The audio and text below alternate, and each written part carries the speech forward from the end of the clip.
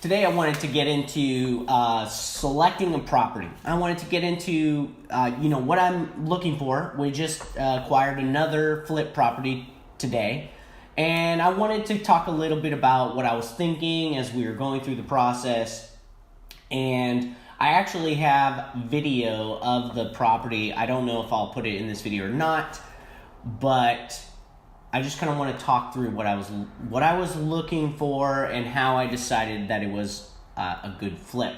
I'm not so much going to be talking about the numbers in this video, although I think the numbers are a huge part of selecting a flip property, maybe even the most important part, but this is more just the characteristics of the property and why I would choose this property versus another property. So I'm not talking about the numbers, let's just talk about the property. So when I walked up to this property, and of course I'm not going to reveal the address, but I'm looking at the big items like the roof. The first thing I'm looking at when I go up to a property is the roof. What's the condition of the roof? Am I going to have to replace it? People want, like if you're going to flip a property and you want to sell it quickly, in this market, the roof matters. We have a lot of rain here, roof matters. So they want to know how much life is left on the roof. If I've got about 10 years on the roof and no issues, I'll probably leave it.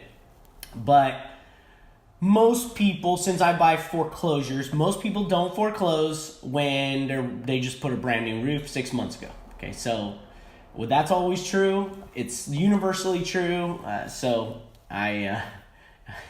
Yeah, it makes me laugh because it's so true. But anyway, so I look at the roof. I'm also looking at like large exterior work that needs to be done. Do all the driveways look good? Do I need cement work, which is expensive? Do I need to paint the exterior? What kind of siding do I have? Do I have any drainage issues? In the South, we get lots of rain. So do I have any drainage issues outside? Can be very expensive to fix. Going on to the the hand railings. Are there any hand railings that are out of code that'll have to be fixed? What does the siding look like? Is it the old like paperboard siding, or is it like a hardy plank product or brick? And if it's the less the better, so that's kind of what I'm focusing on. Also, brick is great for looking for foundation issues. Are there cracks in the brick? Doesn't necessarily mean we have a foundation issue, but it could. So do I see any breaking away on the windows? Do you look on the exterior windows, and if you look on the edges, you can usually see things starting to get out of square because there's a foundation issue. So do I have any foundation issues? If there's a crawl space, I like to peek my head under there, but I mostly let the inspector do that. But I would be looking for obvious signs of a foundation issue. I'm not a foundation expert, so I will definitely leave that to the experts. But you can see the signs of a foundation issue by looking around the windows, look on the corners of the property, look in the brick. If it's brick, there's cracks in the brick. Those could be signs of a foundation issue, although they don't always indicate a foundation issue. Okay. And then does it have a pool? What's the condition of the pool? Am I going to have to fill in the pool? Those are big things because, we're talking in my market, depending on the construction of the pool, it could cost me $4,000 to demo a pool. Or maybe I want to save the pool and put it back on the market. I'm not a big fan of pools. Pools attract certain buyers and dissuade other buyers. So I like my houses to appeal to the most people, so I'm not a big fan of pools. I think some people love them and other people won't touch them. I have a pool at my house and I love my pool. So we use it every day, year round. And my kids are nuts. They jump in the middle of winter. But we're those people. But a lot of people aren't those people, and pools are expensive, big time. And so it's a luxury. Not everybody wants them. Especially in the neighborhoods I'm working in, people, I think, more don't want pools. So, just a tip. Are there any big retaining walls? Retaining walls can be very expensive. And the higher, the more expensive. So, look at those retaining walls. Make sure there's no structural issue in those retaining walls. If you can see it, I'm looking for the obvious things. Retaining walls. I've been beaten up on retaining walls big time. Drainage and retaining walls are things I think people miss. Also, trees. What kind of, are there big trees hanging over the property that the next storm is going to drop that thing? So tree work can be very expensive. If you want licensed professionals that are insured, it's going to be very expensive. So trees, look at the trees. I'm always checking for trees, especially in the South where we have lots of trees. Then, moving on into the inside of the house, I'm looking at all the walls. Are there, you can see evidence of like foundation issues by if it's an old house, the plaster or the sheetrock is going to have cracks in it. What's the condition of the paint? It's probably, if it's a foreclosure, needs to be repainted. That's almost a given. What's the condition of that kitchen? Is that kitchen a disaster, or can you save those cabinets? You'd be surprised. Like 99% of the time, I can save the boxes of the cabinets and, put new doors on. I can take everything off, clean everything, paint those cabinets, and put new hardware on them, put a new countertop, and you've got a brand new kitchen. Didn't cost you very much. It looks great. Buyers love it. What's not to like? Cabinets can be very expensive, and a lot of the products out there, like the mass market products, are not well built. A lot of stuff you have in there existing, if you can sand it up and save it, it's actually a better product. The stuff that they sell can be very cheap. The stuff out there now, if you get custom cabinets, they're usually very well built, but they're also very expensive. So anyway, you can often save those cabinets. So I would say try that first if you can. I'm also looking, do I need to blow out any walls to make this a good flip? Like, is there weird stuff going on? Sometimes people do weird things, like they'll put a wall where it shouldn't be, or they'll do a weird addition and the construction is terrible. I just had one I looked at recently where I do not know what these people were thinking when they did this addition. They built an addition, and the floor, though, like the floor is like all not level, like big time, like by a foot. I'm not even sure how this happened. So, do you have these cowboy contractor additions on the back that, you're going to have to deal with, and it's probably going to come up when the VA appraiser looks at that house, if you sell it to VA or FHA. They're going to say that's not livable. I'm looking at the electrical. Is it grounded? You can buy these little, I think it's a couple dollars, little plug. You put it in, it tells you if the plug is grounded. Guarantee your inspector or that VA appraiser is probably going to be checking for those things. Because he has to make sure that house is, what do they say? It's like livable and this safe. So checking the electrical. Look at the panel. What are we talking? If you open the panel and you've never seen anything in there before, it doesn't look like anything you've seen, then you're going to have to replace that panel. It's probably an old electrical panel, and the wiring is old and probably not grounded and unsafe. So those are things, and those things cost money, and so those are things you need to look at right away.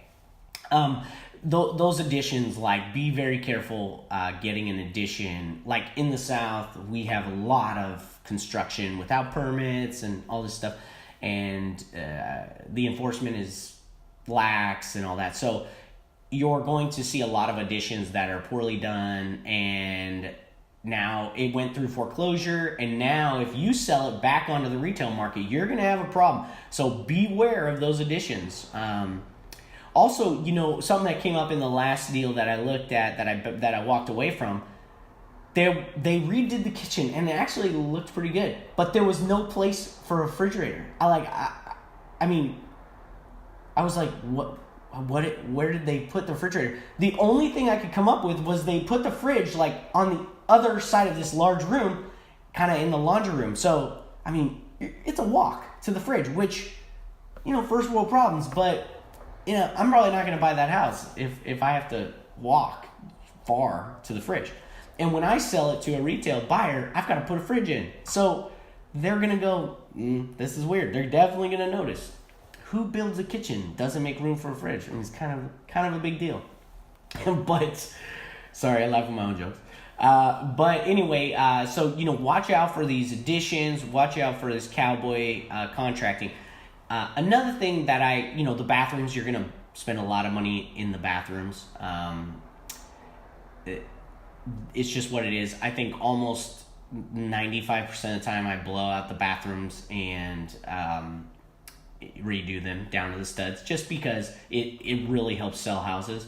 But I'm also looking at the bathroom. Do I have to do any major redesign to the bathroom? Do I have to blow out walls? Do I have to, significantly change the footprint of the bathroom? That matters. So, be looking for that. Look for also the what was I going to say? The bathroom. I talked about additions. The condition of the flooring in foreclosure. Condition of the flooring is always bad. Maybe you got some hardwood under. Like this one I just got. There's beautiful hardwood floors underneath the carpet, the bad carpet. So I think we can save them. But the problem is actually here, I don't know about nationwide, and I'm pretty new to resurfacing hardwoods, but it's pretty expensive. I tend to not save any money redoing hardwood floors. So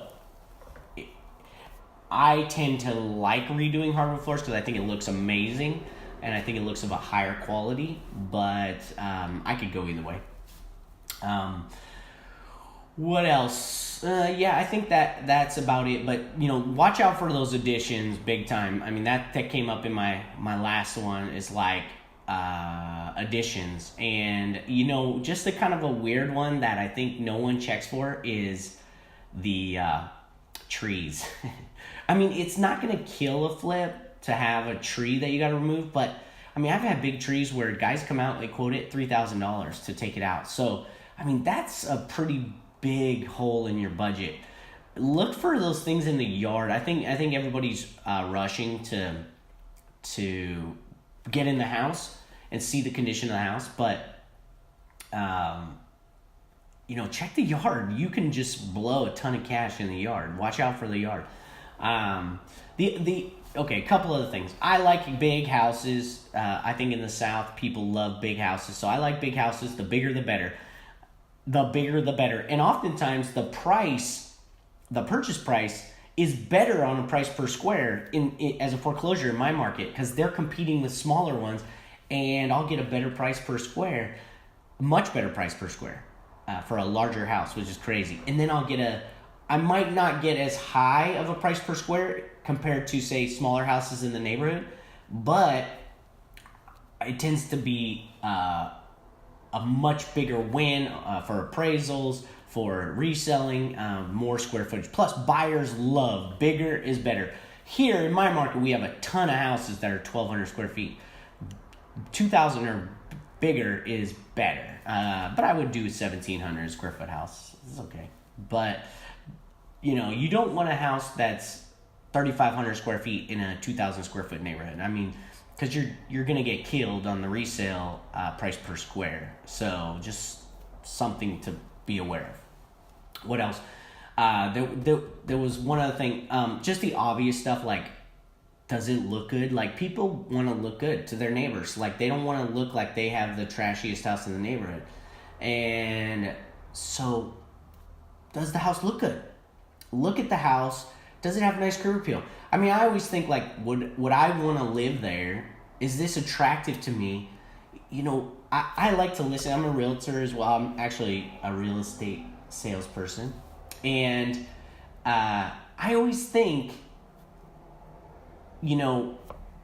as I'm, like, walking up to a property, or if I'm walking with buyers, I'm listening to what they're talking about. And, I mean, always they're saying, look at the curb appeal. It looks great. People want to impress their neighbors. They don't want to look they don't want to feel bad about their house. So the second thing is like, you know, as soon as they walk in, what are they looking at? The kitchen. And I mean, and the next is the bathrooms. So, I mean, if they have a family, they're looking at the yard. Is it safe for my kids? Is this going to be a place where we can call home? I mean, I just think sometimes we make this too complicated. It's not that complicated. You know, drive by. I love like driving by, or like I'll park on the street and look at my house. Do I like that look? Does it look good? I love a house with a great curb appeal. So, you know, it's just something to factor in.